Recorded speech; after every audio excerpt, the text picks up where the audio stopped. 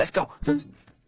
Welcome to the main event. Flying pressure, but I promise I ain't make it dance. In their heads, they're free. I ain't paying rent. Wake up in the AM making G's like a Mercedes Benz. Oh, yeah. Please don't take offense. It is.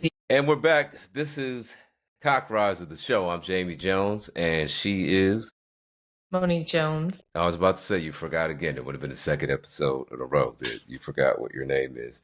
How you doing, folks? This is season 1, episode 7.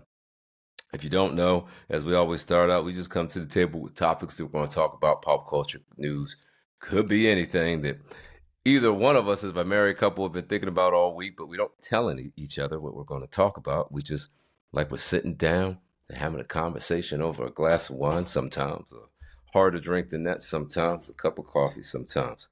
So today, my first topic, I think it's very funny. How them boys went down there into Georgia.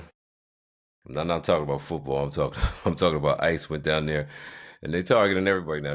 They wrapped up over 400 Koreans that were, I believe, illegal status immigrants. Swiped them up, put them in jail. But the South Koreans were like, wait a minute. Wait a minute, Donald. This ain't a good look. And then they made a deal. Within 24 hours, like 48 hours, they made a deal. I'm like, if I'm any other illegal immigrant, Mexicans, Africans, call it what you want, I'd be like, well, especially if I'm El Salvadorian or whatever, they lock them people up real quick. How'd they get that deal done? So that's just amazing to me that Hyundai stepped in, which they should, because I will say, how do you get 475 illegal immigrants working at a company that one's probably getting some government money, no doubt, or at least some state money, no doubt, down there in Georgia to build their plant? How are they going to have 400, if the numbers are true, allegedly, how are they going to have 475 illegal immigrants? And that means somebody at ICE was probably tipped off. And they were like, y'all want to make a big killing? Come down here and you can sweep them all up at one time if, in fact, again, this is alleged. But this is just ridiculous. And I'll say one more thing, and I've said it before, Obama's immigration policy was even more stringent. I mean, it just did it kind of low-key politically, but just the brazenness of this.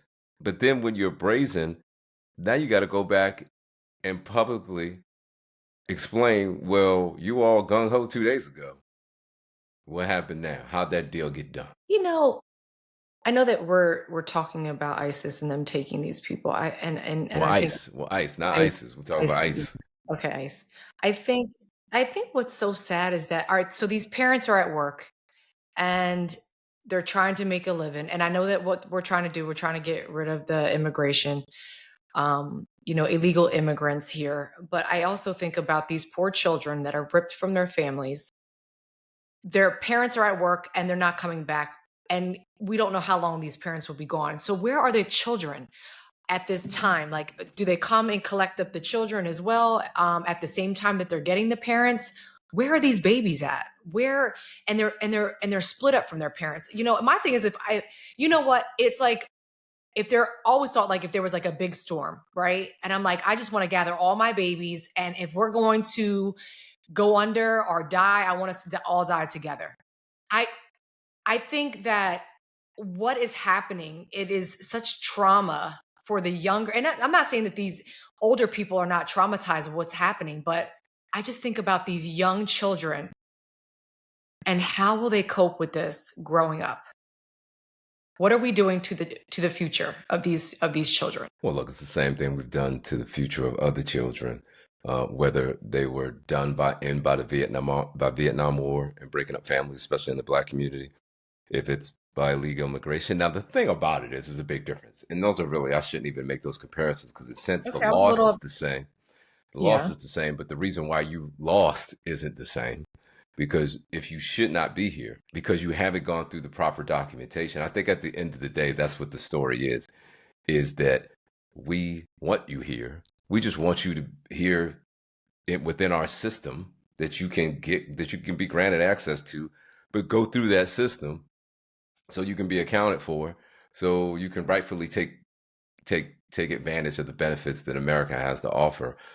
But that's also by respecting the benefits that America and what Americans have done over the last hundreds and hundreds of years to get to this point, to be the greatest country in the world, even with all our warts, because everybody wants to come here. But if you're going to do it, let's do it the right way, so everybody can benefit, not just those who are here illegally or those that are trying to scam the system. We know about that. With the system is very interesting because the system can be very juxtaposed at times. But that's it, right? It's like that's the thing. It's like, be here so you can take part in our rituals, our culture, the great things that are here, but those are here because of all the contributions that are made from the people that were here before you. So respect that and come in here the right way. Even though I'm totally against what they're doing with ICE. Totally against that.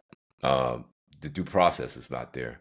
And quite frankly, that's one of the great things about this country. When you get here, that due process, you are allowed, quite frankly, regardless if you're here illegally or not. That's one of the great things about being in a free world. You can't just say this is going to happen, and it happens no matter what. Well, yes. So I was reading, and it was just a very small segment that I was reading.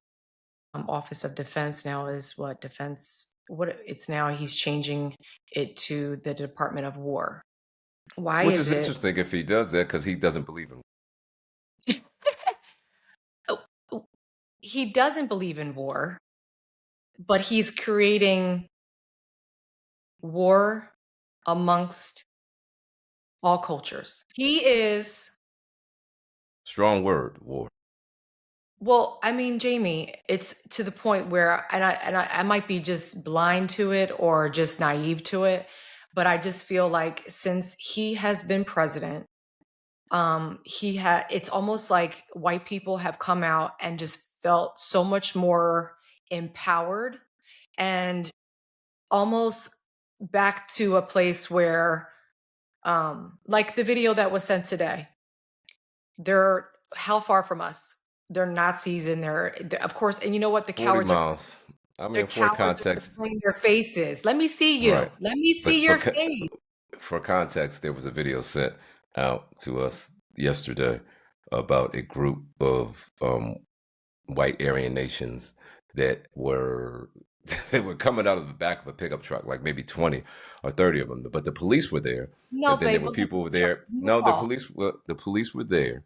But they Yes. were there, of course, to protect the protesters, which, by the way, all protesters have the right to call the police and say, hey, can we legally protest at this spot? The issue was you can't ride in the back of a box truck with people. That's actually a severe traffic offense. And the police didn't do anything when he was standing there. And it was interesting because some of the comments were like, yeah, that's because the police are also the ones with the mask on, too, sometimes. And I'm like, Mm-hmm. yeah, that'll go that way. However, yeah, there was this Aryan nation, and it was a very lame demonstration, but people came out to rebuke them, and they were very vocal about that. So that's what you're talking about. Yeah, and again, I think that with Donald Trump being our president, I think that it has allowed white Caucasians to feel empowered, um, and feel like it's okay because our president is all for white nation. And I think that that is a disgrace as a leader of our country. And I think, and listen, everybody can vote for whoever they want and everybody can have an opinion. And my opinion is, why are we not making this country better, but we're making it more where everybody is against one another and not for each other? And I know that we have had racism forever, but I think that in a time that we're living in right now, I think it's so important that people realize that, you know what, we all bleed red. We're all equal. And I know it's probably never going to be seen in my time, but it's just so unfortunate because it's like, for me, being a white woman, seeing how white people are so intimidated by Black people because first of all, they're ignorant and they don't want to learn about what Black people have actually brought to this country. They think it's just them. They think that they were the inventors. They were the people that were doing all these things for this country. But in all reality, it was Black people that were the biggest inventors of the things that we have today. And I think that if you're white and you really want to learn and you really want to point the finger about how great America is because of white people, no, America was actually built on immigrants, and it was built in a place where, you know what, without people coming over here and working their ass off and learning the culture on how to um work and make a living for their families, I think that white people would have a better understanding. But I think that they're so close-minded and just think it's all about white people. But what it is that the white people are scared that, like, we talk about this all the time, that the black people are going to come back and do the same thing that the white people did to the black people, slaves, treating them like animals and disrespecting them. And that's what their biggest fear is.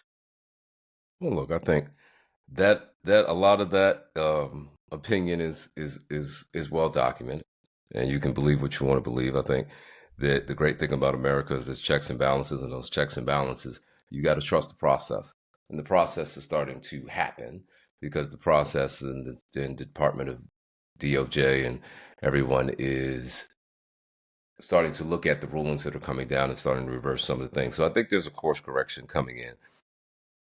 That if he's the masterful thing he's done is he's coming at a neck break, as they say, speed, knowing that he is only in office for 4 years. You're trying to get everything done, and that first 100 days was chaotic, but for a lot of different reasons. So there's so much stuff that you got to go through that you forget about, and let's not forget about the things that are trying to be covered up. But I thought one of the interesting things that was happening, because of course another one of the executive orders is putting National Guards in cities, and Chicago's not trying to have any of that. And I think the National Guard or soldiers actually landed in Chicago yesterday, and protests were all over the place in Chicago, and they let the federal government know in no uncertain terms that they didn't want them there. So this is going to be interesting. And also, I think in the last week, the DOJ already said actually putting military in these cities is not something that the president can do, and is unconstitutional. So we'll see, where it goes from there. But the other interesting thing that happened over the last week was there was a run on spitting, and I'm not talking about Hawk Tui, that type of spitting, which I don't think any of people of my persuasion would mind. However, spitting in college football was second or third week of college football, first week of the NFL, first game on the NFL. You get, Jalen Carter, I believe, he spits on Dak Prescott, although Dak Prescott started it and I believe and egged him on, but you got to be smarter than that. And then we had a college kid from Florida when they're getting upset by USF, South Florida, not that far away from them. No way Florida's supposed to lose to USF. USF upsets them. Obviously, they get under his skin, and then they have players spit as well on a USF player. I'm like, I don't understand the spitting thing. I think it's quite nasty. You spit on the ground, that's cool, but you spit on another person, or you spit in their face, or you spit on their chest. Yeah, that's not some good stuff. Those are fighting words. But I don't know why the run on spitting was this week. Well, I don't know why. I remember watching it with you, and when he spit on him, we were like, did he just spit? And I think it's the biggest ultimate disrespect. The thing is like, you have to be in a mindset to just be like, you want to go to the deepest cut that you possibly can without saying anything. And was it valid? Whatever happened, whatever, what you say, who was it? Prescott, you said it was? Prescott actually spit on the ground to lure in Carter, and then Carter ended up spitting on Prescott's chest. Spitting on the ground is one thing, right? And okay, it's just like, you just get pissed off and you spit. But to actually spit on somebody, it's just the ultimate disrespect. The only thing is you're not punching them in the face. And everybody knows that you just don't spit on somebody. You have to have some self-control as a professional. And as a professional athlete, whether you're in college, whether you're in the NBA, in the NFL, whatever it is, it's you have people looking up to you. You are a role model for a lot of young men and women.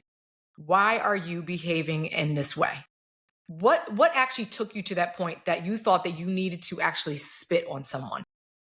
I don't know. Yeah, I know I can't answer that because I would never do that, but no, I don't understand. It was in the heat of the moment. But Dad, you kind of came to say that because the game just had one kickoff when they're sitting in the middle Yeah, it because was. somebody got hurt. And then that happened. So I mean, I think it's not a good look, especially because dude's about to get paid. Dude is about to get paid. Now I got a question for you. What's the most that you would pay to be allowed into a grocery store? What's the most I would pay? What's the most you'd be Yeah, willing to pay to get into this grocery store that's so good you just had to get into it? What's the most that you would be willing to pay? not much. I Well, don't know, guess what? In New but York, that not much is $36,000 a initiation fee and $7,000 a year to get into this grocery store that's going to be in a in a like a private, like almost like a country club, but in the city in Manhattan. okay. Oh, yes, you have the privilege of going to I can't even pronounce it. I'm gonna try to pronounce it. Irrewon. Or Irwan. It's Erewhon. And in LA, they're the most luxurious, most expensive grocery store. People know about them. They're gonna do it in New York, but you got to pay 36 grand initiation fee to get into the club, 7 grand annually just to get access to the grocery store. What am I paying for? And I'm like, and they thinking it's gonna work. I need to see this. You know what? It probably will work. And the reason why it's going to work is because there's people that want to be a part of something bigger than the next person. So it's like almost like one of those things like, oh, well, I'm going to be a part of this country club. Are you going to be a part of it too? So I'm going to be a part of this grocery store. And the elite can go there because most people cannot afford to pay for groceries, let alone paying a fee to get in to shop. So let's be fair and say this will be a trend for the people that can afford it. Most people will not be able to afford that. I wouldn't even say most. I would say rare people would be able to afford it. It's not a bad place to be in New York. Hey, look, I never hate on those who have acquired, however they've acquired it, as long as they're good people and doing well with it. I think it's interesting about how this will be taken, but it's got to be in the right place. And I don't even know if it's in the right place here because it's in the West Village in New York. At least that's where they're building it. And the West Village residents are going off. They're like, look, we don't have bars. That's why we moved here. It's quiet. We don't have bars within a mile or rooftop, bars within a mile of here. And they're like, basically, y'all trying to open up a big club for the rich and famous is going to mess up traffic. And I'm like, we'll see what happens. I mean, we'll see how popular or how influential the West Village residents are. I get it. But they're going to build it somewhere. The question is where. But 36 grand. A This year? grocery store better 36 to get in, 7 grand a year annually as a fee.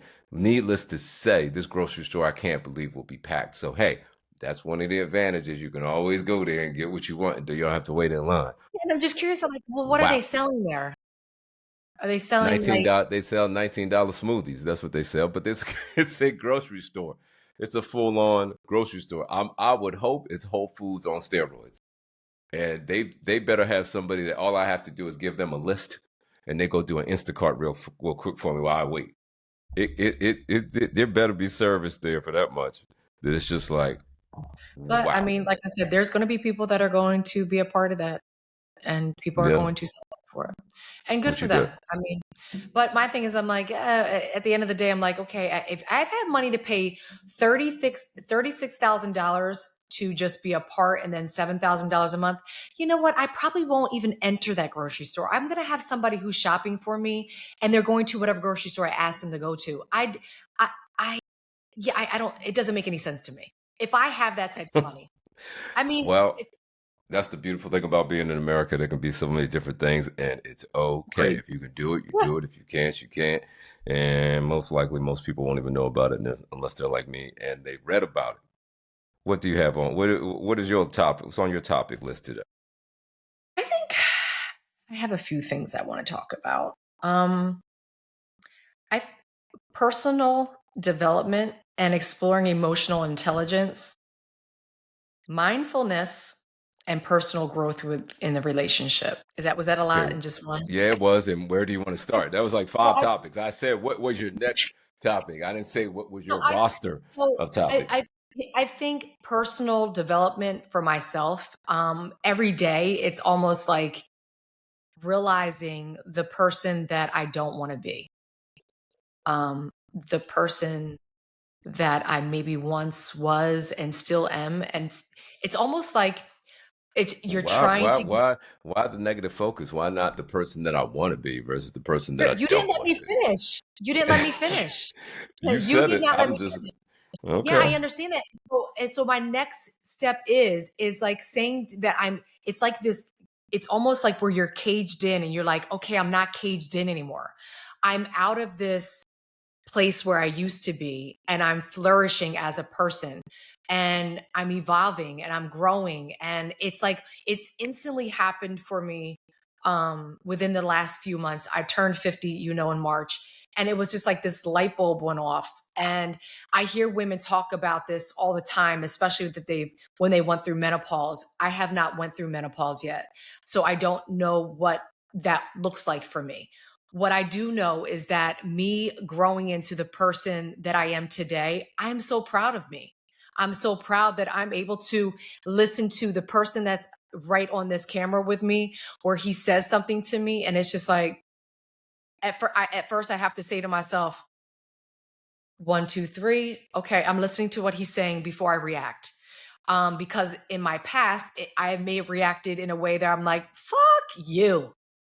But now it's not like that. It's where I'm like, when I say emotional intelligence, you know what? A conversation, um, and I'll bring up a conversation that was brought up yesterday.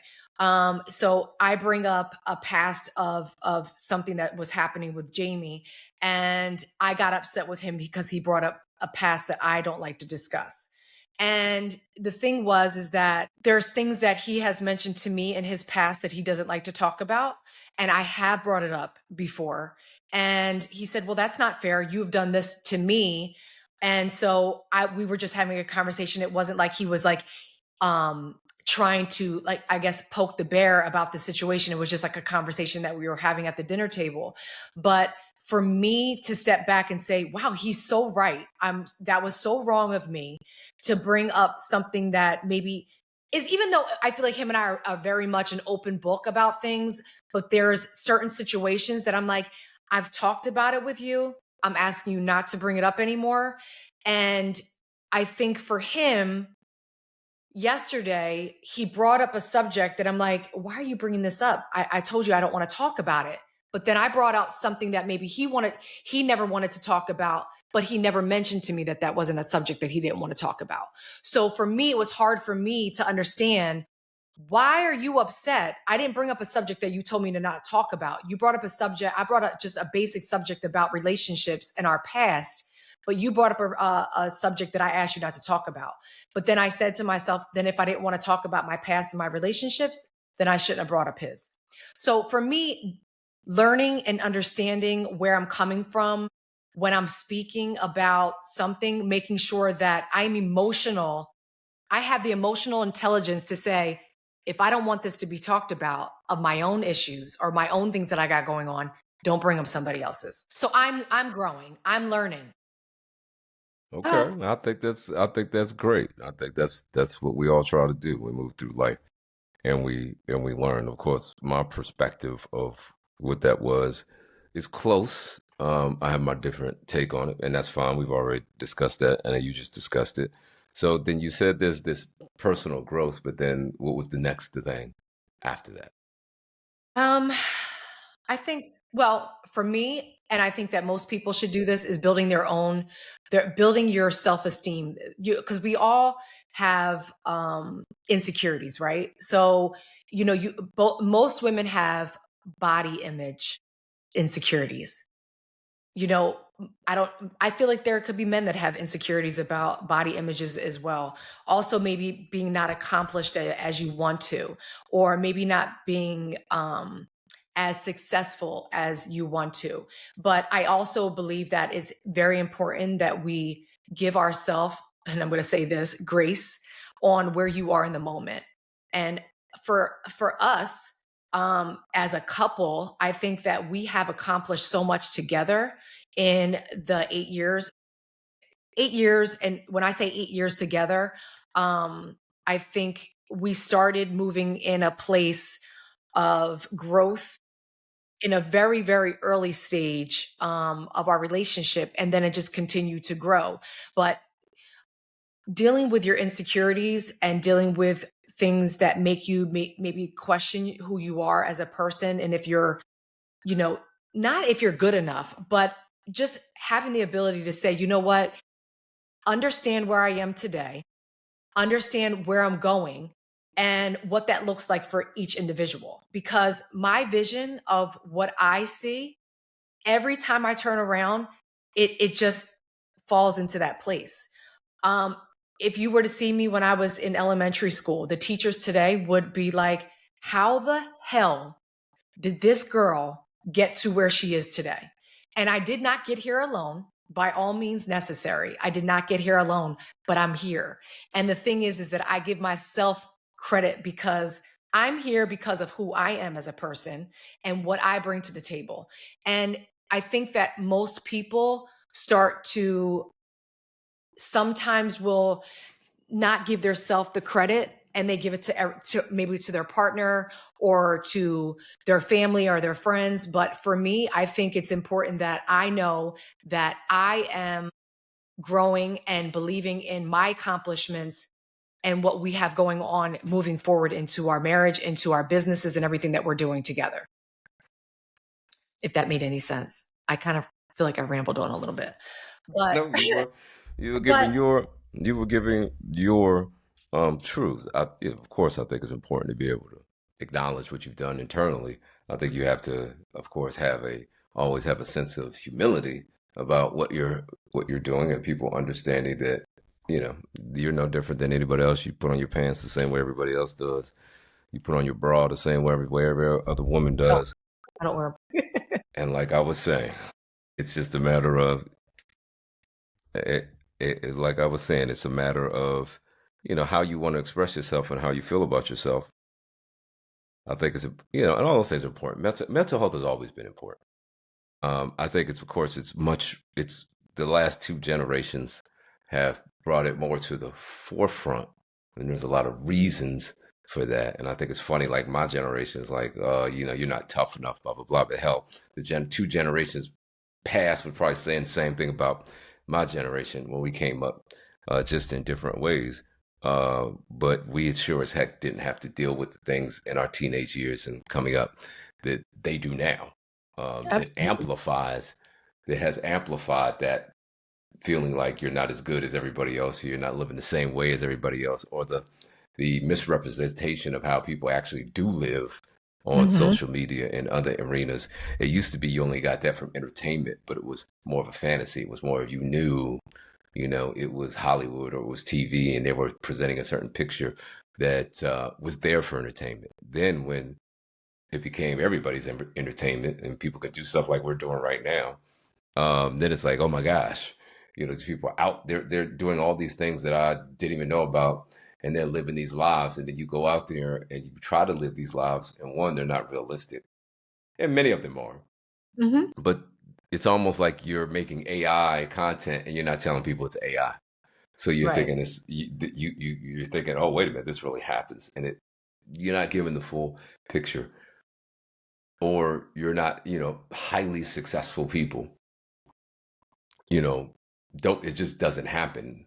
You may see the snippets in the news, you may see the snippets on social media, but it's all that stuff in between those hours that they got there. Um, so that's the thing I think that sometimes is lost. But no, I think mental health and feeling good about yourself and affirmation and all those things are good in the right amount of doses volume that's there. What else is on your list today? So again, another conversation that we were having yesterday. I think that when you are in a relationship, when you get married, I think that most women want to be treated and thought of as if they're the only woman in the world, right? Well, and this is most, it is not realistic, right? Because we know that you can walk down the street and there's going to be women that are going to be like, God damn, he's fine, right? And then there's going to be men that are going to walk down the street and they're going to say, damn, she's sexy. So it's just like one of those things. I'm like, I understand, you understand, but and what I mean by that, I know that you're going to look at other women, right? I know that you're going to be like, she's attractive. She, you know what is it? What is it? You walk into a room and men scan the room and say, I would do her, I would do her, I would do her, right?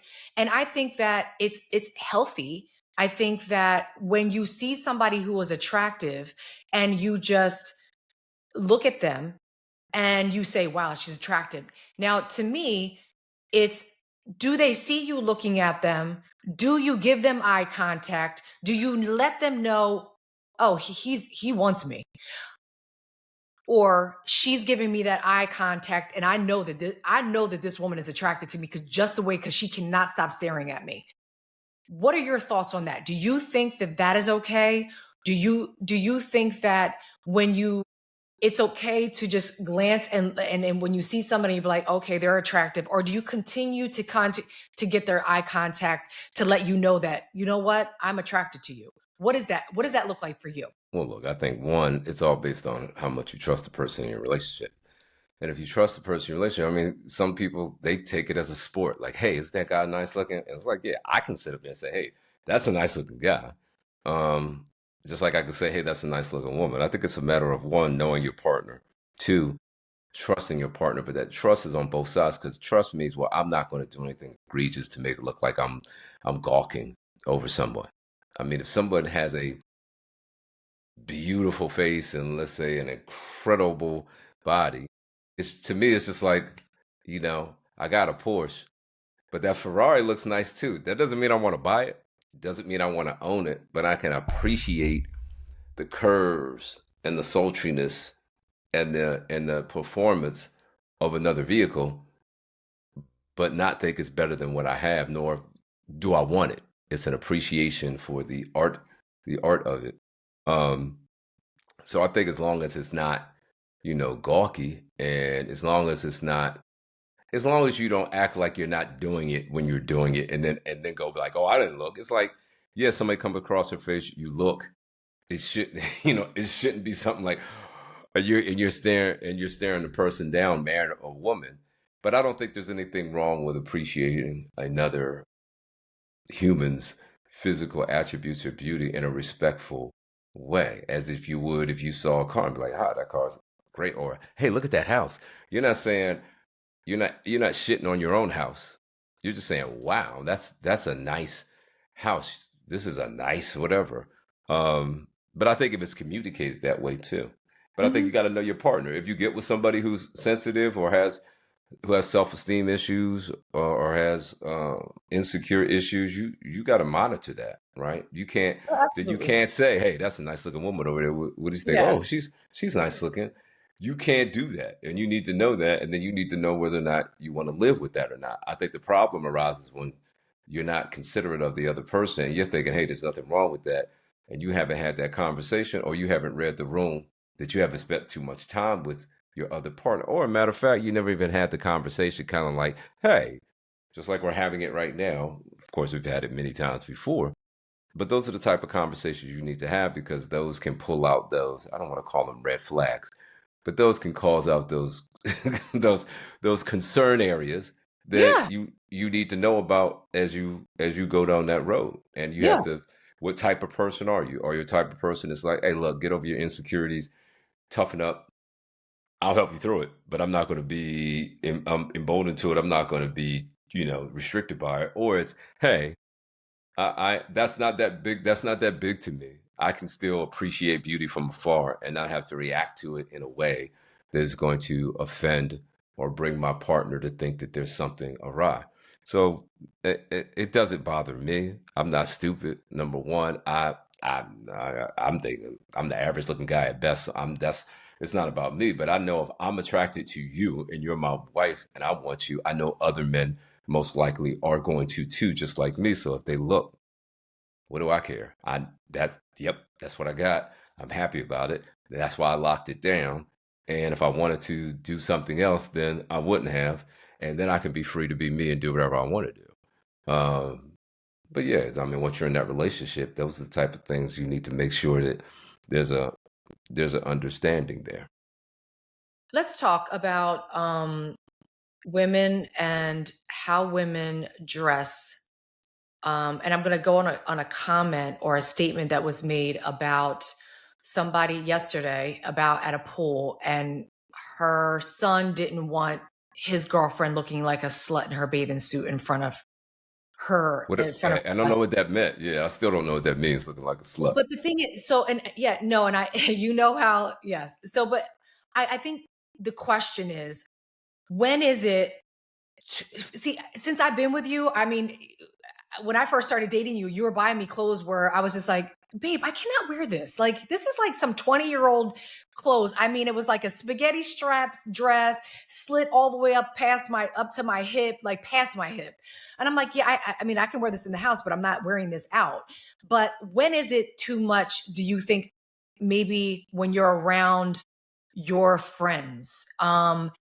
Is sexy something? And this is not even, this is a dumbass question to you, because I know how you are. It's just like, okay, I've What's never the ever, question? I've never felt like, oh, Monique, you're revealing way too much. You're way too sexy. It's just too much. Like, you need to put some clothes on. When is it too much, or when is it not? Or is it just I something think that you're I like, mean, there's probably, it's like, are you going to wear a thong bikini to the grocery store? No. Right? If you wear a thong bikini on the beach in Cabo, what am I going to say, or why do I care? Right? So it's the environment. You have to pull. Why wouldn't you have on something that you feel good in?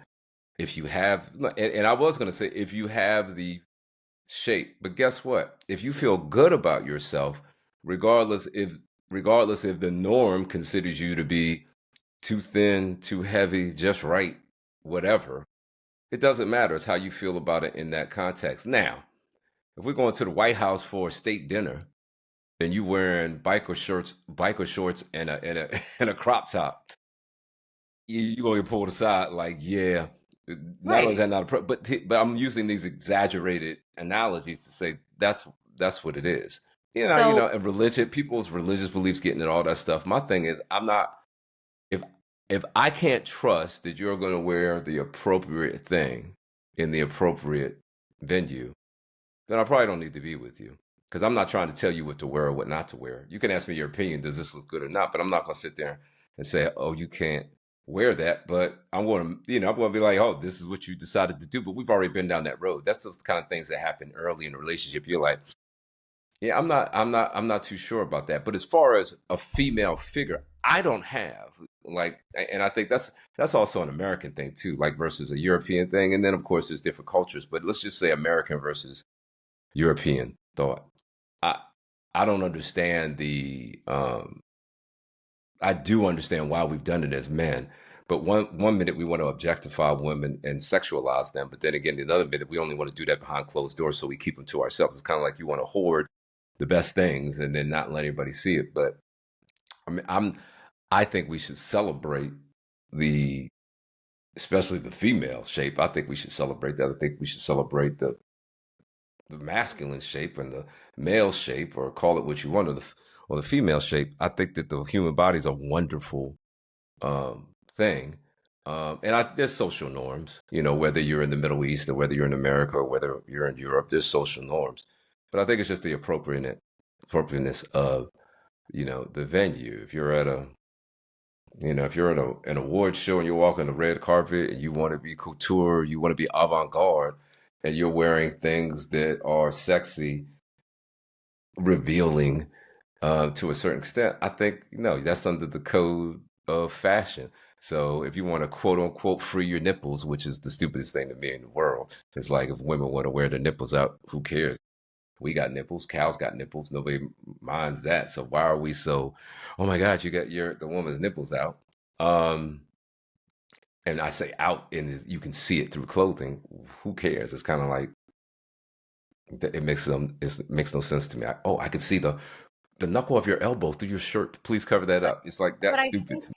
yeah, no, and I agree with you, but I think that because women were brainwashed to think that, it's almost like if I have my nipples out, or when I say they're seen through a shirt or whatever, it's almost like, oh, she's being, a whore, or she's being, Here it is. I think what it is it sends off to men, not women. I'm not saying to women. For men, it sends off a sexual signal. And remember, let's go back. I always talk about this. Let's go back to Mother Nature. And in Mother Nature, it's always the male species that is the flowery, that is the better looking, that is trying to attract the female from doing whatever that species does to attract and mating, and the woman chooses which one. Only in Mother Nature have we flipped that, right? And we made you guys do that. That you're the flowery ones. You put them on the makeup. You make yourself attractive to us. So that is a signal that says, hey, this woman is ready to go. She's sexual, and that's making my mouth water, and that's making me look at her, and that's making me look at her breast, and that's making me feel sexual about her. And I don't want you feeling sexual about my woman, so we need to cover all that up. And that's that brainwash that's happened over hundreds of years that we've done. Different cultures, different ways. So I'm not judging that. I'm just judging if you're in really a free society, in a forgiving society. And I don't even want to say forgiving, because why do you have to forgive? We could take off our shirts, and we could have bigger breasts than women, and drooping down to our belly buttons, nipples looking like cows, and it's like, oh, go ahead, guy, go ahead, walk into the store, go ahead and get a 6-pack of beer. But if a woman did that, people would be calling police. You'd be nude. You'd be what menace to the society. It's like, yeah. we need to stop being either. It's not even scared of the female body. We need to stop acting like on the male side we own it, and that your sexuality is not your sexuality to share or not share. But again, why are nipples being present and being able to be seen protruded through a shirt any type of sexual action? It's human nature. Yeah, but before meeting you, to me, is just like everybody that I ran into or encountered as a man and maybe had a conversation with, it was always like, and nobody like dating me or anything like that. I'm just talking about like in general conversation. Why? And again, I know it's all with control, but I feel like when a woman feels at her best, whatever that best looks like for her, I also have found myself dimming my own shine because of reactions that I get from women my age, like, oh my God, you're wearing that? Like, maybe you're a little too old for that. Or maybe and I'm just like, well, if this is what I feel good in, and sometimes I'm like, is it because you're putting your own insecurities on me? You don't want me to feel good about myself in front of you and whoever because of what I'm wearing? Like, this is a conversation that I've had before, and I feel like, why do I dim myself to protect everybody else and say, oh, I don't want to walk around in a crop top, or I don't want to do this because she might feel some type of way, or I've been told, girl, you are too old to be wearing that. Well, why am I too old when I feel great? Like, why should I have to dim my shine because you think I'm too old? Or what is it? I'm like, what is it that, from a man's perspective, talking about women, just say, for instance, we're about to go away. The clothes that I'm taking with me, some are revealing, some are not, right? Do I say to myself, oh, I don't want to wear that dress because I don't want anybody to feel some type of way? No, I'm wearing that dress because I feel amazing in that dress. But As well as you should. So that's not if that's what you have to walk around and worry about. But again, I go back to saying, I think that one, it has to do with knowing, read the room. What's the type of event? But the other one really is, you were talking about, I don't understand why women have to be concerned with this. Well, we've made you concerned. So now it's not norm. But if you go in some places in the world, they can roll around with a piece of wood in front of their private parts and a string up their butt, and they're good, and it's normal for them. So if they're out there swinging, their penis around, it's it's normal, right? Or if they're out there fully, or females who are fully covered, and the only thing that you can see are their eyes and the bridge of their nose, that's the norm. So Mhm. all you're doing is behaving to a civilization's norm, and those are part of the things they have to deal with, and it's slowly, and it takes a long time to be able to people to feel comfortable within those norms, and then people, because we are a free society and we can First Amendment, you can speak about how you feel about it on the good or the bad side. That doesn't mean there's no consequences. Just like there doesn't mean there aren't any consequences to how people may judge you or think about you, even though you feel good about yourself. Those are the type of things that you have to take into consideration. At the end of the day, it's about distraction, and it's about trying to keep men who we traditionally would have been empowered, try to focus, because we know that women have a certain physical appearance, power, and influence, and a certain sexuality and sexual influence over us on how they look, how they behave. They can, every great man that's fallen, it's been because of what's between your legs. Every war that's been fought, it's because of what's between your legs. Now, people be like, Jamie, what are you talking about? I'm like, look, men have fought to gain power, whether it be money or whether it be property. We're the peacocks. That's part of the feathers. The more feathers we have, the more women and the more things that we can acquire that will attract the women that we want to attract. It's easier. And that's just the way that it's been, right? So that power can allow you to have certain influence, that you get certain things that you had no idea. And that continues. So, but every man's downfall, you can start naming them right now, and it's all been because of what's between your legs. And understandably, because what's between your legs is you're giving life. You are you, you are the thing that we cannot procreate without. So it's the most valuable resource in the entire world. It's life. Think about that. So if you just really kind of boil it down and keep on following, I always like to say follow the dollar, and you'll figure out where the root cause is. Follow the dollar, and you'll figure out where the root cause. Absolutely.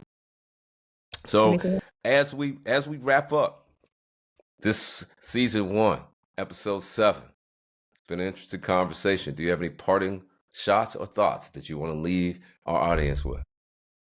Love yourself. You can't love anybody else until you love yourself. That's my advice. That's my closing note for today. I can't beat that. So we're going to end on that. Thanks for everybody listening. We see you next week. Cockriser, the show. I'm Jamie. I'm Monique. See you Until guys next. next time. Holla, holla. Listen to me now.